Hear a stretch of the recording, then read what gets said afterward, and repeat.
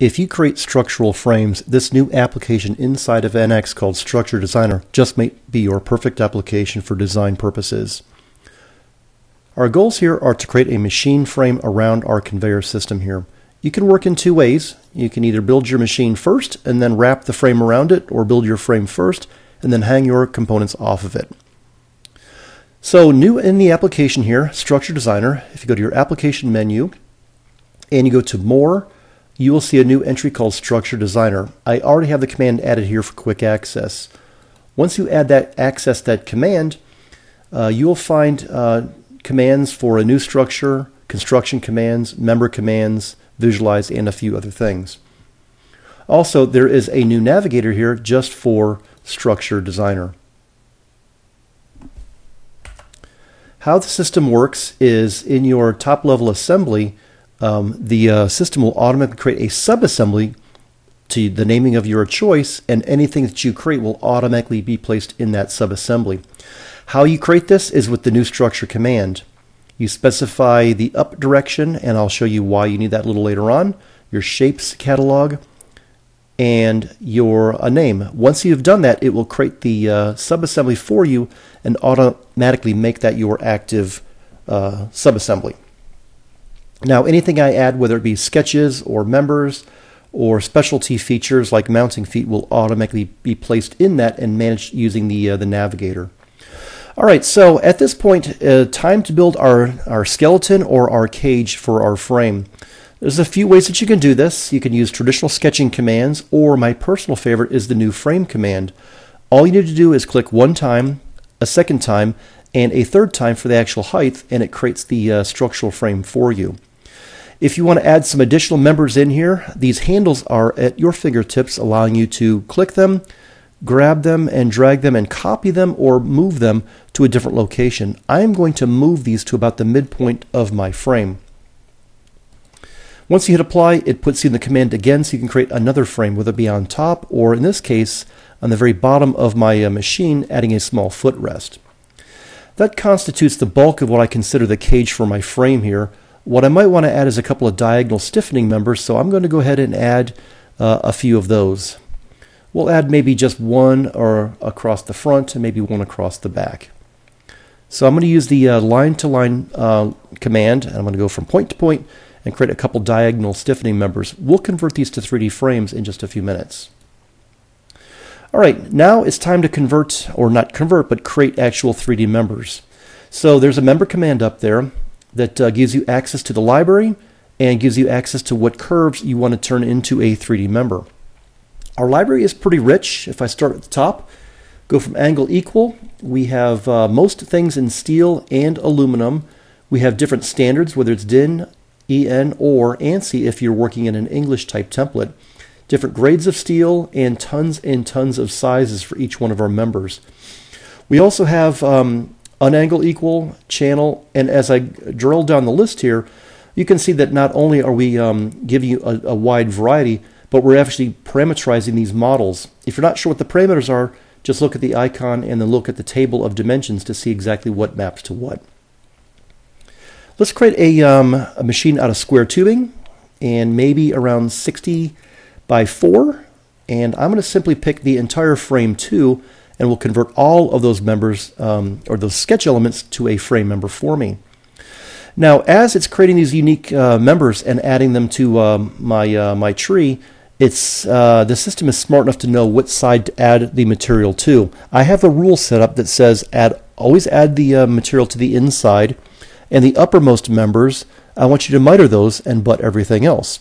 Hence why we needed the up direction. Now we have some very intelligent system that can kind of infer what you want based on some known geometric conditions. Now we put a miter at the top and we butted everything else. If you don't like that, I will show you how to change that in just a few minutes. Let's add some more members to the very bottom. Let's add some angle equal to the very bottom. So I'm going to simply pick the sketch. And first thing first is it's not the right size, so let's go ahead and change that size to something else, like maybe, I don't know, 45 by 3. And if you want to change the orientation, we have these handy flip buttons to flip about the X, flip about the Y, and even select an alternate origin if you want to snap various points to your the actual sketch itself. I'll put this right in the center, and that's probably going to be good enough, and we'll go ahead and pick more sketch elements. The system automatically applies those parameters to the next sketch element, so you don't have to sit and orient this thing every time. All right, last but not least, these diagonal stiffening bars. Let's go ahead and create maybe some round tubing for those. And I'm going to pick just some odd size here. I'm not going to really worry about the size at this point. Even if things are at an angle, we're automatically going to butt them and trim them off according to the adjacent geometry. All right, I think that's a pretty good start on our machine here. If you don't like these corners, like I said earlier, there's a couple things you can do. You can double click the corner itself, and it allows you to edit that corner, or there is an edit corner at the very top that you can make changes as well. So what's listed in red is what you can control. You can change this to a miter or a butt or a cope, and we'll automatically butt everything else. If you want to reconfigure what gets butted to what, just simply pick that and move that up or down in the list to get a very, very different look and feel of your actual corner itself. So virtually anything that you want to create, you can control with this handy dialog. I think we're going to leave this to a butt. I kind of like that joint, and we'll continue on with the design process. So if we take a quick look at our navigator here, we've got all of these discrete members, and we have all of these corner types that are on here. And notice how we have the handy highlight that shows the exact child and parent relationship on what is managing what or what is controlling what. The members are a flat list, but if you want to sort of pack them, just pack them.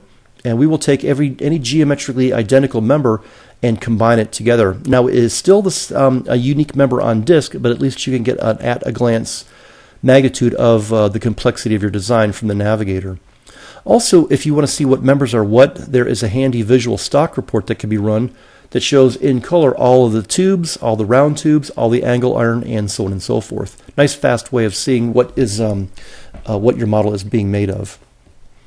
All right, I don't like that open cap there, so let's cap it off. We have a special command for that called the end cap.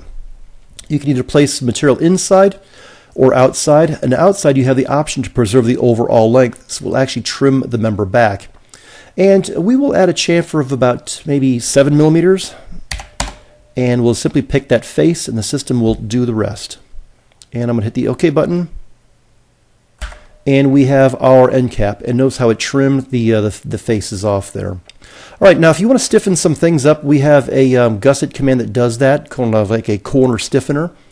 All you need to do is simply pick the faces, and the system does the rest.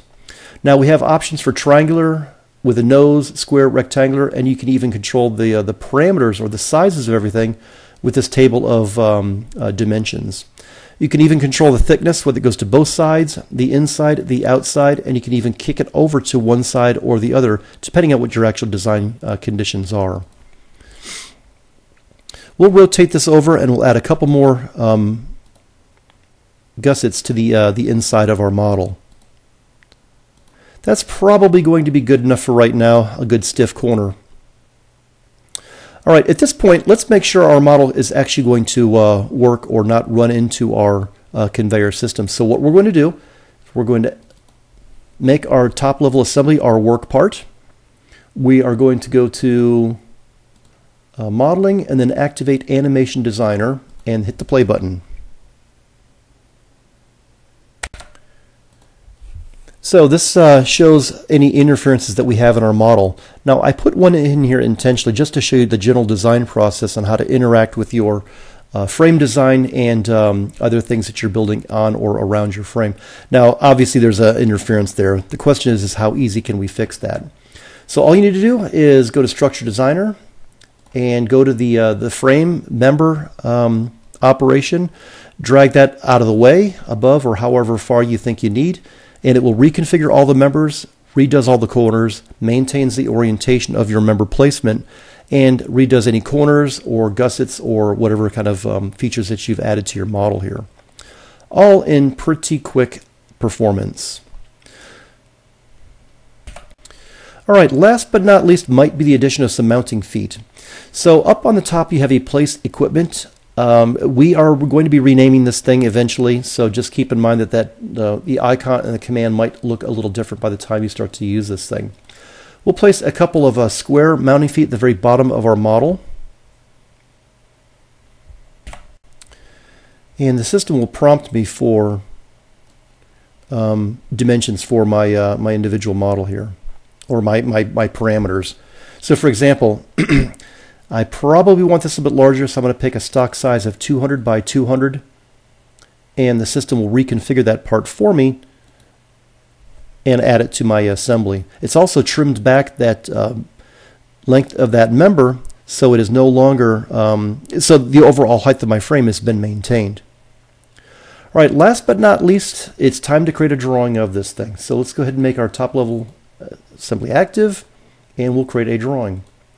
I'm just going to pick a standard A2 size and do an isometric view.